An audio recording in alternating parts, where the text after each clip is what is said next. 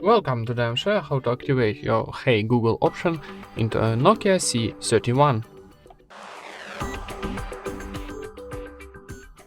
First of all, open your Google application, this one. Next up, in the top right corner we got our Google account icon. Tap it and choose settings. Here go into Google Assistant. And now find here Hey Google and voice match option. And now tap here on the switcher to activate your OK Google. Now give access to your assistant, tap next. And here I agree. Now, how you can see Hey Google is ready to use, tap continue.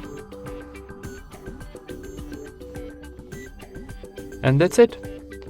Thank you for watching, leave thumbs up and subscribe to our channel.